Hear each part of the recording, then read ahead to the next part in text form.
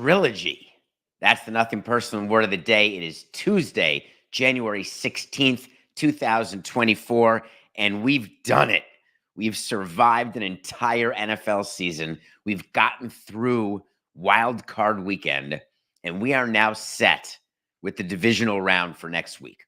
And the game that is going to be the most interesting, that is causing networks to jump all over themselves at the very thought of the guarantee that either Josh Allen or Patrick Mahomes will be in the AFC Championship. You've got the third incarnation of Chiefs-Bills. Yesterday, the Bills beat the Steelers, and we're going to talk about that game. But I want to start with a little Mahomes action because the Bills winning means Mahomes and Taylor and Travis and the whole crew is getting on a plane and they're going to Orchard Park. That may seem normal to you, except Patrick Mahomes has never played a road playoff game. I saw that stat. I called Coca immediately because I can't believe that's even possible. In his entire career, he's played neutral site games, Super Bowl. Never has he been on the road. And his first experience is going to be in Buffalo, which is perfect because those are the two teams that we wanted to see play each other. You've got Mahomes 2-0 against Josh Allen in the playoffs, beating them the two times they faced each other. You've got Josh Allen, who's 3-1 in the regular season versus Mahomes, but you know regular season doesn't mean anything. And all I was thinking watching that Bills-Steelers game, other than excited about next week, other than thinking about the snowballs, thinking about the shoveling, I was brought immediately back, Coca, into running a stadium and running a team, getting that ballpark. I can't call it that. It's a football stadium. Getting that stadium ready for the game. There was a picture I saw on Twitter at David P. Samson of the expensive seats, like the club seats, perfectly manicured and shoveled and beautiful and ready to go. And it was opposed to like the bad upper deck seats, which looked like snowdrifts. And I was smiling because that's exactly how decisions are made. So when you know you have to get your stadium ready, let's pretend it's for a snowstorm. Let's pretend it's after a hurricane. Let's pretend it's general cleaning at the end of a concert. You tell the staff. Then Buffalo worked a little differently yesterday. They hired people to shovel, but it doesn't matter who's doing it, whether you hire regular people to shovel at $20 an hour, whether you bring in the cleaning crew who hires people at $20 an hour. There is a meeting that takes place where you prioritize what has to get done, like a timeline. We had an event tonight. We have another event tomorrow night. But by tomorrow, 11 a.m., we have a walkthrough, so we need the following things to be completed. It's like a load in and load out of a concert. It's an organized ballet. And you meet with the executives of the company or the people in charge of your building, and you go through what needs to get done in emergency scenarios like they had at Orchard Park, because no seats were sittable. That's not a word. No seats were ready to have tuchuses. So, of course, the priority was get the good seats done. And I understand how in society people say, oh, you're doing more for the rich. You don't care about the poor. Well, all the seats are expensive, so we'll start there. But that's just life. Have you ever noticed when you're going through the quality of food when you go to a club at a ballpark where the best seats are, like behind the dugout or behind the plate, versus the concession stands in the outfield or in the upper deck? We always, from a PR standpoint, say, hey, we've got first-class quality grub. No matter where you go, you're going to have a great experience, a great culinary experience. That's like being on an airplane and comparing getting a bag of peanuts in seat 69D versus a 3-star Michelin meal in seat 1C. The reason why you get better service, better accommodations, is that we want you to think that you are paying for some sort of level that is greater than what it actually is. What do I mean by that? Have you ever looked at a football stadium or a baseball stadium where the suites are? Suites are sometimes high up. At Orchard Park, they showed you how close to the upper deck the club level seats were. Or on an airplane when you're first class and it's the same seat, maybe a little bigger, it reclines, maybe it goes into full recline, but you're still on the same tube, going the same distance to the same destination, getting there at the same time. I get it in hotels where you pay more for more space, an extra toilet, an extra sink. But when you're at a stadium, aren't there minimum levels that you deserve? I had this fight with myself all the time because I would ask the stadium cleaning company, make sure your best people are in our premium areas. Because if people come and they sit in the upper deck, well, we close the upper deck all the time, but if they're sitting down the line and they've got a bunch of grime and maybe a bag of peanuts on the floor, aren't they thinking to themselves, yeah, that makes sense. I'm sitting here in the bad seats, in the cheap seats, must be in the front row. But if you come to a game and you're sitting behind the dugout and you sit down and there's gum on your seat, aren't you going to say, God, what a crappy team president that is? So Buffalo got itself together. They got the stadium ready. All of the hype was ridiculous. All the pictures of the stadium with the blowing snow and how could we play? This is great football weather from your couch. When the game started, I'm looking, the field was perfect. The fans were all there. Everyone was happy. I mean, they were freezing, but it's Buffalo. What do you expect? And the Bills-Steelers was a game that, another one of those games with a closer final score than what the game actually was. I guess there were some moments where the Bills were nervous, but I would say it was pretty much Bills from the beginning when they were up 21-0. After the game, Mike Tomlin takes the podium and he's asked a question about next year or his future, about being the coach, and he just walks off like a total grumpy guy. When do you say it's enough? When you're coaching a team, do you ever say to an owner, I'm done?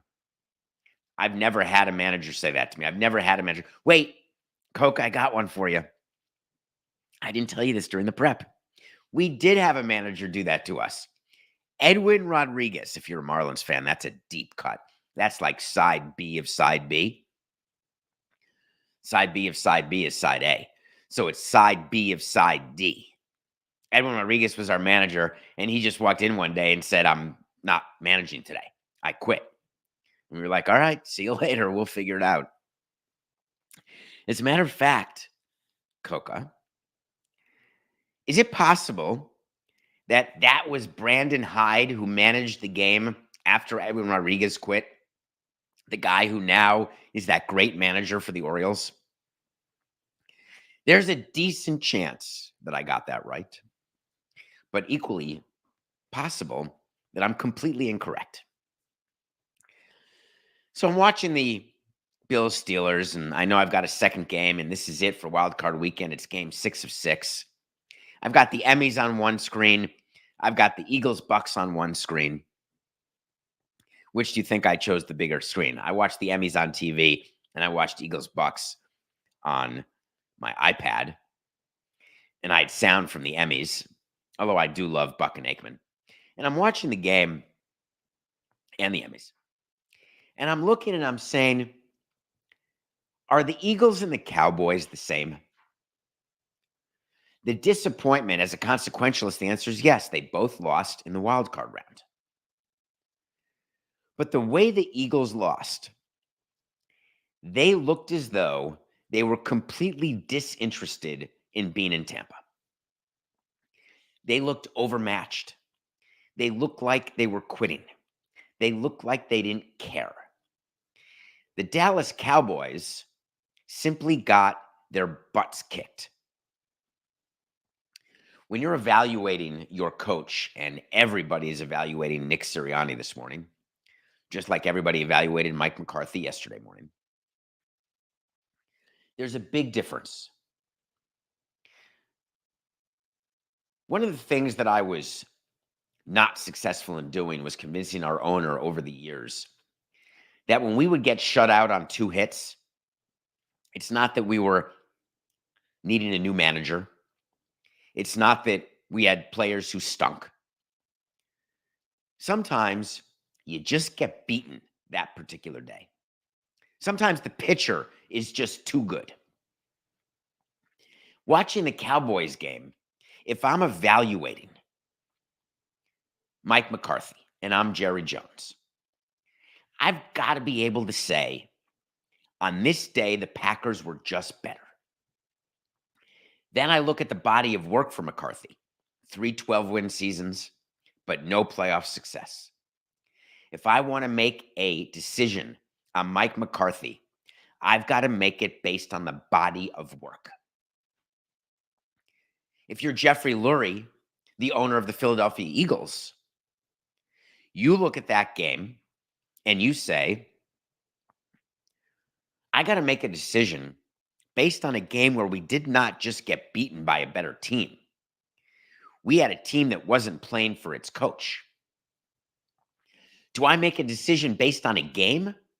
Or do I look at the body of work for Sirianni and say, hey, 11 and a half months ago, we were in the Super Bowl. Don't forget the Eagles were the team that lost to the Chiefs last year. The reigning NFC champions, not interested in a wild card game. So will Mike McCarthy or Nick Sirianni become football's version of David Ross?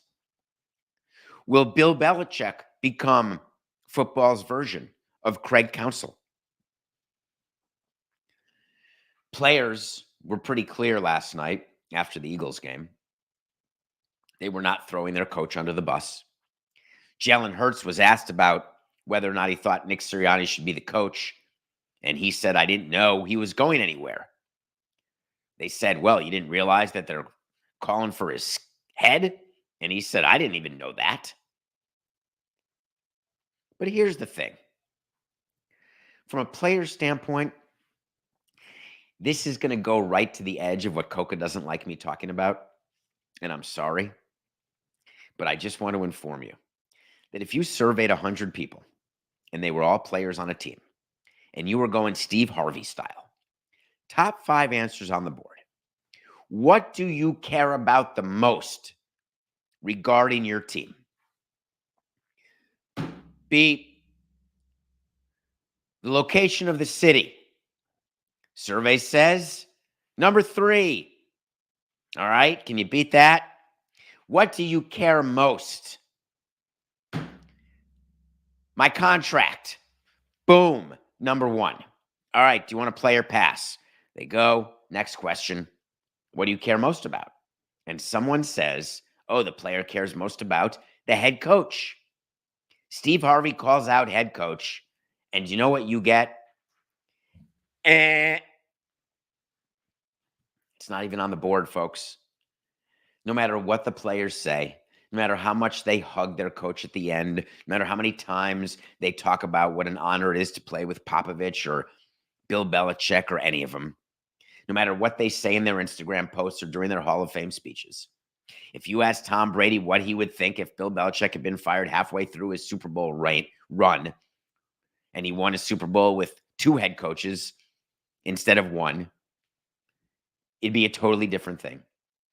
There'd be 2 men or women who'd be thanked by Tom Brady. Asking Jalen Hurts about Nick Sirianni is useless. Jeffrey Lurie has to decide about Nick Sirianni, as Jerry Jones does about Mike McCarthy.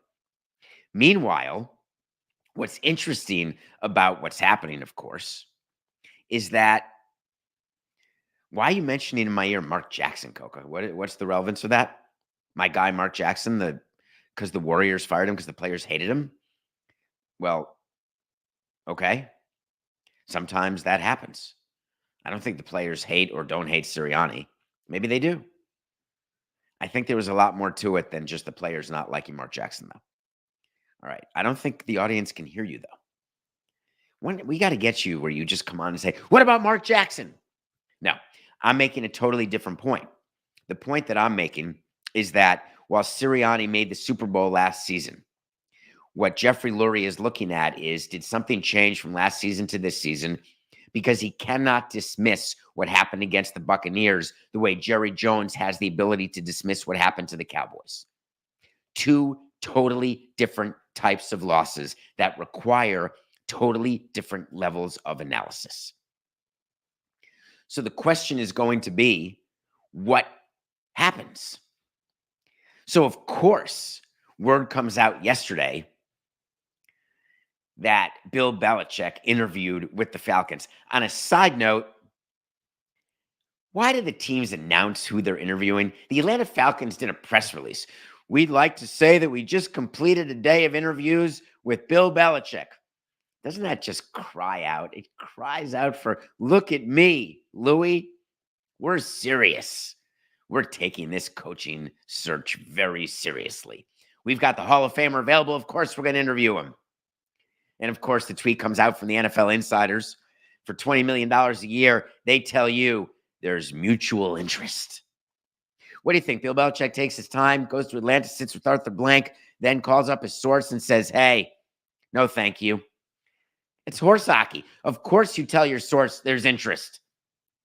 You need every team to think. It's like when you're doing trades. You have to make believe that there's many teams interested, even if there aren't. Bill Belichick has to pretend that everybody wants to hire him. That will get people to step up, and it'll make him able to choose any team he wants. If I'm Bill Belichick, there is no chance that I'm going to the Atlanta Falcons without them trading with the Bears and getting the number 1 pick. I'm just not doing it. I mean, I love Atlanta. It's a great place to live. Maybe he wants to live there.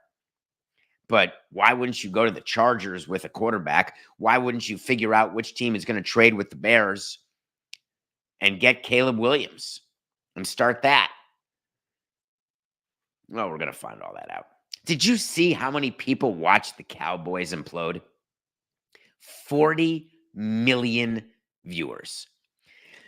I was reminded of my days in baseball where I would see the numbers come out for football games during the playoffs, and I would be despondent beyond repair because I'm not rooting for these numbers. I want football ratings to decline. I want Roger Goodell to sweat and panic and worry that people are playing flag football and no more tackle football. 40 million. Here's what Rob Manfred will not tell you in any press release when they announce ratings for the World Series. When they spin it in terms of percentage increase or decrease, or that it's the number 1 show of the night, or that's 5 of the top 6 shows for the period of October, whatever the case may be. What he will not say, because his PR people won't let him say, but I'm happy to say it. The World Series, as you may remember, was between the Texas Rangers and the Philadelphia Phillies. It was not.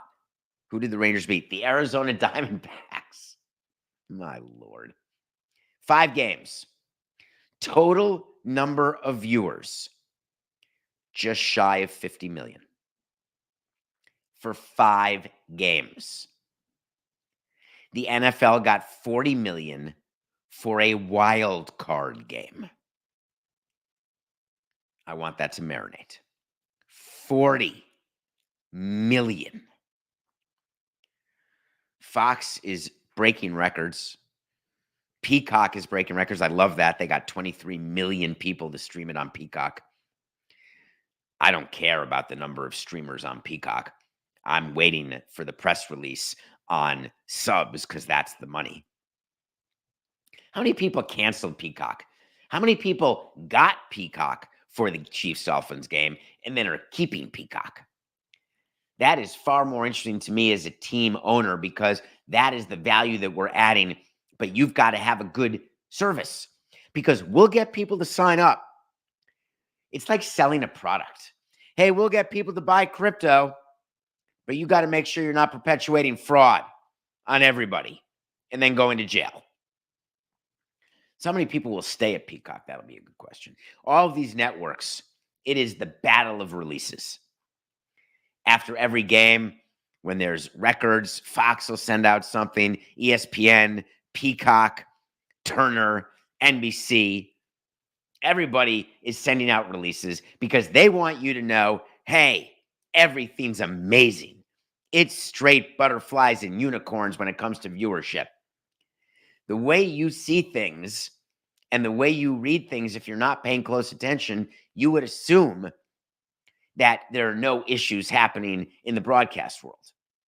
And then you realize that ESPN is looking for investors because ESPN is owned by Disney. Disney is hurting, bleeding, needing cash, needing to pay down debt.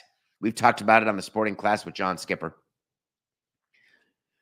But what came up since our last episode, and it's very topical at this moment, is what's happening with ESPN and the NFL.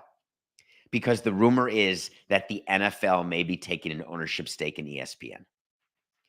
Now, you were all prepared for this because MLB, NBA, NFL, they were all in talks with ESPN to take a piece. MLB is in no position to take an ownership stake of ESPN. One, ESPN is not committed to baseball, but that's not even one. One, MLB has a local revenue issue that they've got to deal with. MLB has to keep its powder dry. They have to keep its capital available in case they need to subsidize its team's local broadcast revenue. So they are not going to invest right now to buy a piece of ESPN. The NFL does not have that problem. They've got their national revenue deals sewn up. They've got the cash to do it. I am vehemently against this transaction. I didn't love when team owners bought local newspapers, but then newspapers stopped mattering, and then I stopped caring as much. Do you think that people on ESPN, let's talk about McAfee. Don't even get me started on his Martin Luther King Jr. rant yesterday. Absolutely ridiculous. But anyway, he really is testing his power at ESPN, isn't he? At some point, the juice is not going to be worth the squeeze. You better make sure you know how to Joaquin Phoenix that line. So do you think Pat McAfee can get on the air and criticize Jerry Jones? Jerry Jones calls up Jimmy Pitaro and says, I'm your boss, and if any of your on-air talent says one more thing about me, there's going to be heads rolling. How about during a broadcast of a Cowboys-Packers game when the broadcast network doesn't cut to Jerry Jones nearly as much as they cut to Taylor Swift, when all the audience wanted to see is what's Jerry Jones going to do now? Because the one time they cut to him and he slammed his paper down and it became a meme and was the most played video clip, Jerry Jones and his handlers get on the phone and say, excuse me, Fox truck, you may not show Jerry Jones again. For the people who don't believe this happens, you're the same people who think Adam Silver had nothing to do with Jeff Van Gundy. If you think that leagues do not get involved in who their broadcasters are, I don't know what you're smoking, but send some to me because I'm in. Maybe it'll help cure my cold, my sore throat, my almost COVID. Do COVID tests expire? I took a test from 2021 and I was negative, and I'm going with negative. That's my story, and I'm sticking to it. If they do expire, if you could get to me at David P. Samson or at davidsamsonpodcast.com, because then I think I'm going to have to do a little Instacart or Fresh Direct, because I don't feel like even leaving the apartment right now. But of course, I'm not going to miss the show. But if you think that leagues don't get involved with networks now, wait till the league owns the network. Journalistic integrity? Non-existent. Neutral reporting? No, thank you. Propaganda machine, fully operational. Don't take me as a cynic. Take me as a pragmatic. I was just picturing all these games and what the NFL would do with the ESPN if they owned it, whether or not they'd have direct into the IFB of Scott Van Pelt, how much they'd have to say they're not involved, how many times they'd have to protest. Hey, we have the ability. ESPN would have to stand up and say, hey, we can do anything we want. It was a critical part of this investment is that we're allowed to be completely independent. Every single company that gets acquired, they all say the same thing. Hey, it's almost like a merger. It's a merger of equals. We are independent and we're going to keep doing it the way we've been doing it. Of course, the way we've been doing it costs us money. We lose money. The reason why we're selling to begin with is we need capital. But we're going to keep doing it the same. It's like step number 2 of the PR after a move like this is that you have to say it that way. I wonder what's going to happen. The New York Post has this story that the ESPN and NFL are in advanced talks. What kind of stake do you think the NFL is going to have? I think the NFL is interested in like a 6% stake. Here's what the NFL is going to be for Disney and Bob Iger. A silent limited partner. They're just going to write a check so Disney can be helped and you can refurbish Space Mountain. It's laughable. All right, let's take a break. When we come back, I'm going to give you my top 5 observations from the Emmys. And then I'm going to answer a question that you had about something that happened in baseball yesterday. And it's another example of haves and have-nots and potential improprieties. We'll be right back.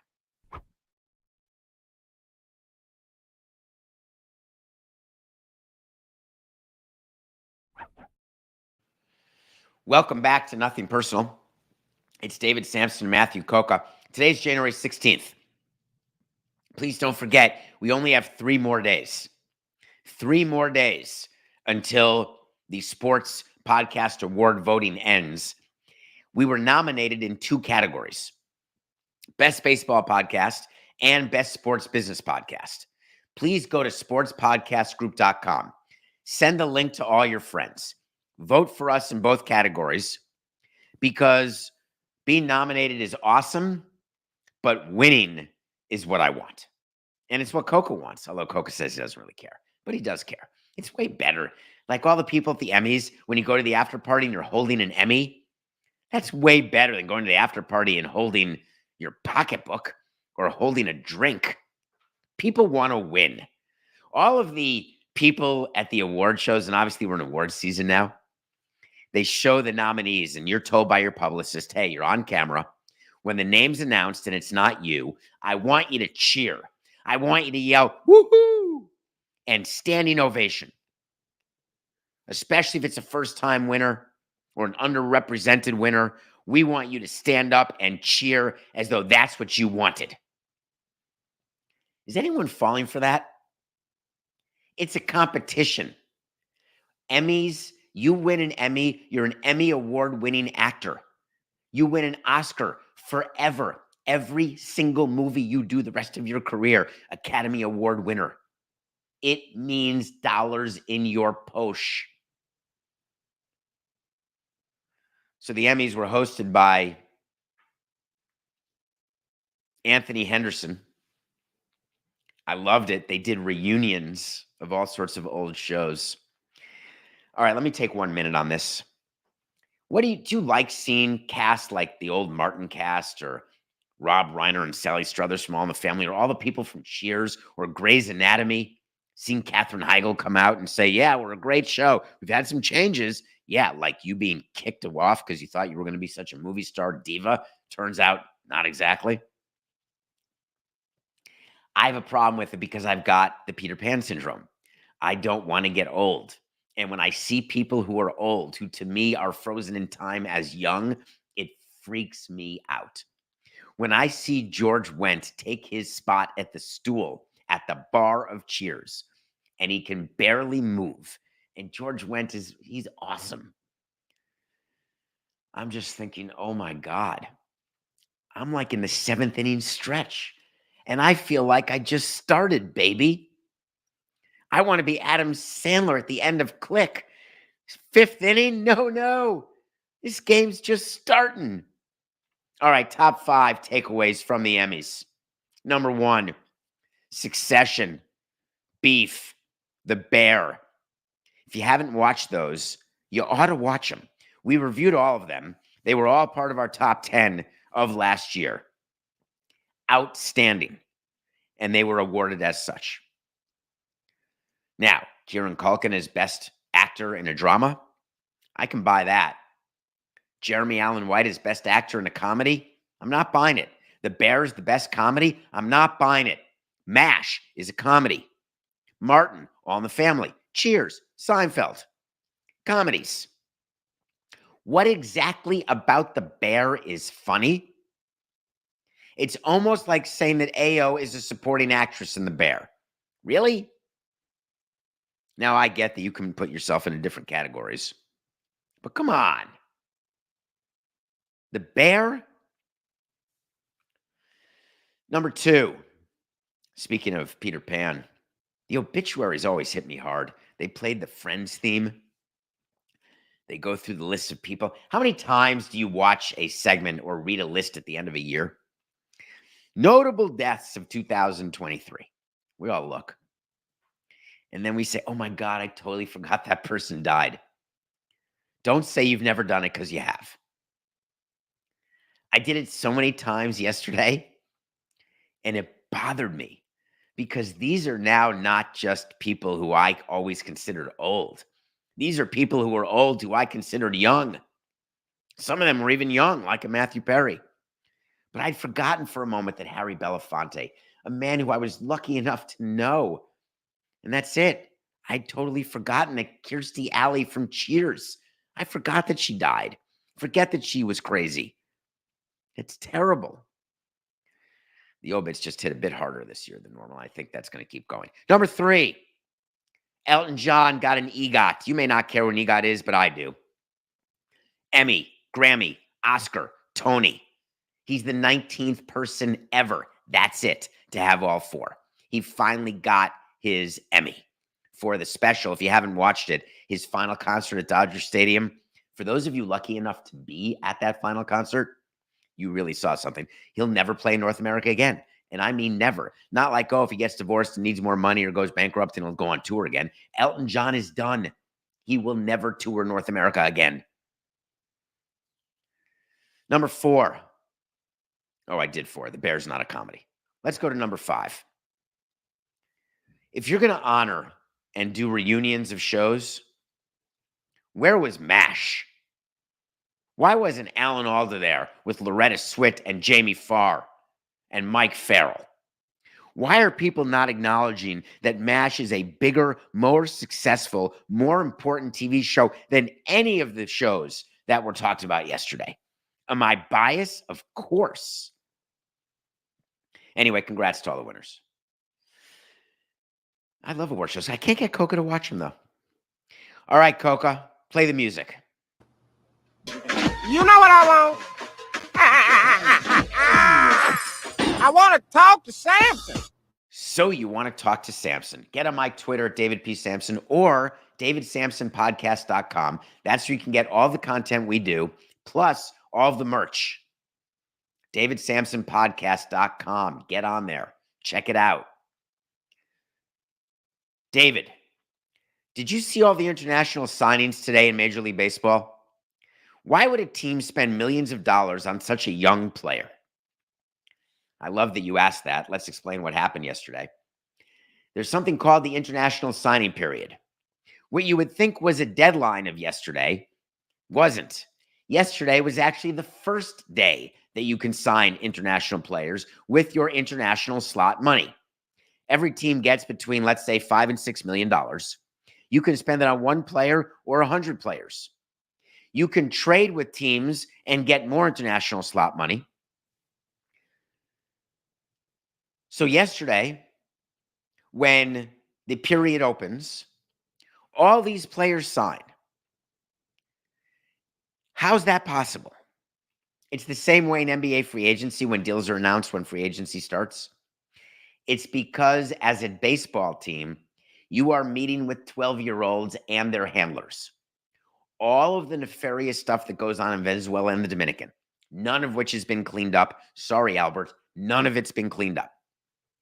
We give people $500 a month to go down there and find kids and promise them the world.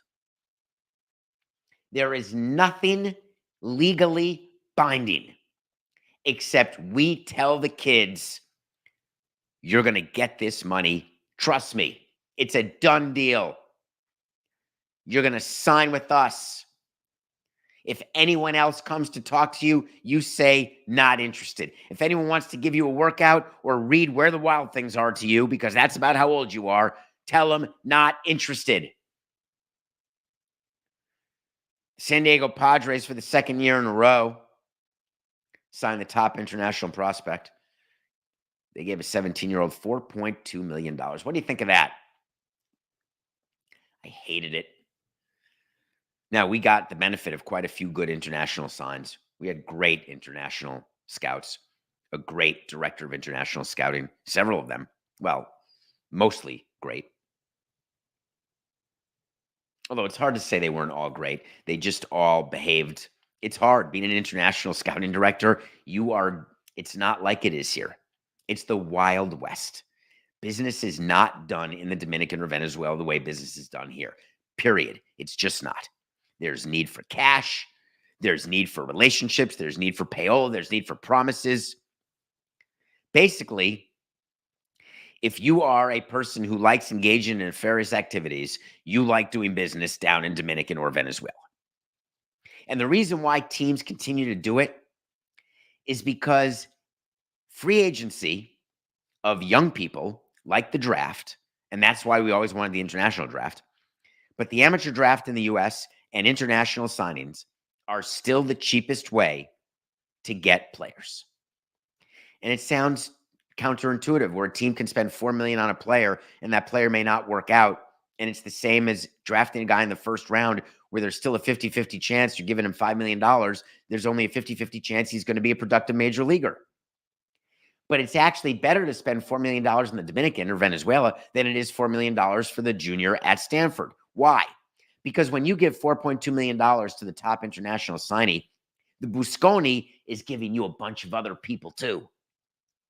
These players come in packages.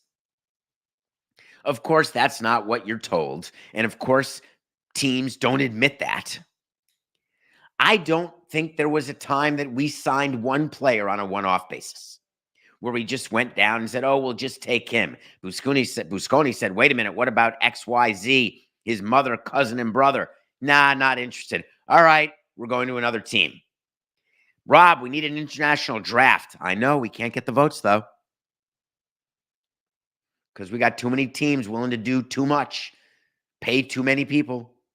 People have lost jobs at MLB when they get caught, but baseball is not highly incentivized to catch people because it still is the most efficient way to get talent, and MLB knows that.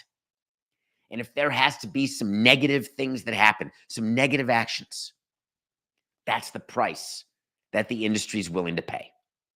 But of course, there's going to be a press release. The Mets did one recently. There was a tweet. The Mets are absolutely doing amazing things with the education of the people in Dominican. They all got high school diplomas and training, on-the-job training. I've been down there. Give me a break. Nothing personal pick of the day. We had a 1-1 day. We got the over of the Bills-Steelers game, but we lost that money line parlay. I should have known, taking the Eagles. What an idiot am I? We are 9-6. We're still up units. I'm positive. Today, we're going with the Sacramento Kings, getting 4.5 against the Suns. I think that the market is not reflecting the fact that the Kings are a better team than the Suns. Now, of course, we could get totally screwed with who's playing, but we're taking the Kings plus 4.5.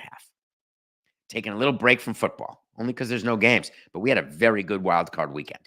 As long as you all did what I did. All right, let's talk about the draft. We talked about international players. Talked about it's the best way, actually, to get talent. NFL draft is the same. You have to get it right. You simply have to. CBS does mock drafts. The minute the draft ends, they're on to the next draft. Each team employs scores of people figuring out who to draft. It separates good teams from bad teams, great teams from good teams. We all waited with bated breath as Caleb Williams announced yesterday that indeed he was going to pass up the great riches of NIL and enter the NFL draft. Such a joke. Oh, the NIL is going to keep him at USC. Really? Do you think that Caleb Williams looked at the math and said, top 5 picks get about $31 million guaranteed? Hey, coach, what was my NIL tab last year? Yeah, I didn't think so. Of course, Caleb Williams entered the draft. And now the Chicago Bears have a real decision to make. What are they going to do? They've got Justin Fields. Do you draft Tony Miandich? Or do you draft Caleb Williams and trade Justin Fields? Or do you trade the number 1 pick and keep Justin Fields? If you are a Chicago Bears fan, whether or not you're in Arlington or downtown Chicago or any other suburb, believe it or not, this decision right now is a bigger decision. That sounds crazy because the Arlington deal is a huge real estate development deal. Financially, not as big a decision. But for the success of your team, you know, in baseball, we need a new stadium. We want to get better players, higher payroll. In football, they don't hide it. We want a new stadium because we want more money for other things. It's a salary cap league. If you're the Bears and you've got the number 1 pick and Caleb Williams is now in the draft and he made it clear he's in the draft, guess what you're doing? You're on the phone right now, literally today. You're not just calling the New England Patriots or the Washington Commanders. You're calling the New York Giants at number 6 and saying, hey, what do you think of Daniel Jones? I think Caleb Williams would look really good in blue. Hey, Arthur Blank, you think Bill Belichick would like to have Caleb Williams as a quarterback? Hey, there's a spill in aisle 5. Mr. Penner, are you benching Russell Wilson? I bet you'd like Caleb Williams. What about you, Mike Tomlin? You going to stick with Mason? Maybe. If you're the Bears, you've got to do the diligence about trading the number 1 pick because you've already got your quarterback. And the Chicago Bears fans can be up in arms saying that we don't want to stick with him. Maybe Dolphin fans are saying, hey, get rid of Tua, trade out Tua for Caleb. I told you I don't think Tua is an extension candidate. But what I do think is that when you hold something like the number 1 pick, and you also have the number 9 pick in the draft, and you've got a quarterback, this is the moment that you capitalize on that embarrassment of riches. You are calling these teams, and I'm starting with the Commanders, and I'm telling Josh Harris that you invested $6.5 billion. Your team stinks. You're going to go in with Sam Howell with your new coach next year. That's your plan? New GM? If you're starting, getting a new ballpark, Caleb Williams is a franchise quarterback. Now, whether he will be or will not be is not relevant. You know what you have in Fields. You've got to call the Commanders and get quite the haul. So I think that's exactly what's going to happen. The Chicago Bears are going to hire an offensive coordinator. They're going to hire a defensive coordinator. Remember, they fired everyone but the coach. But none of that will be as relevant as what the GM is doing, what the team president's doing.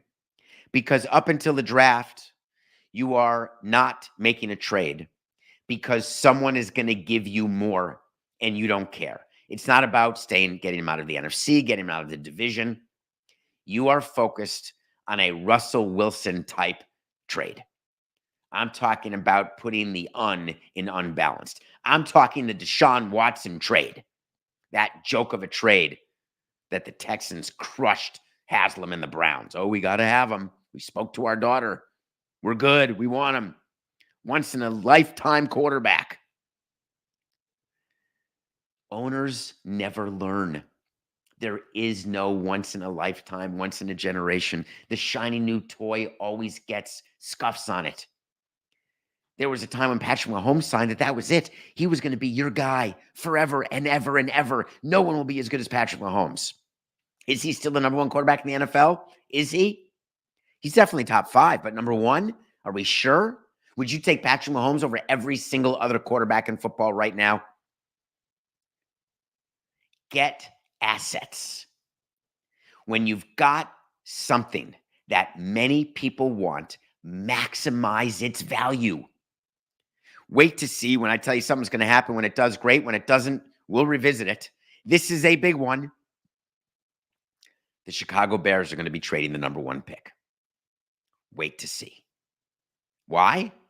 It's just business. Good luck, Caleb. You're still here, Justin. This is nothing personal.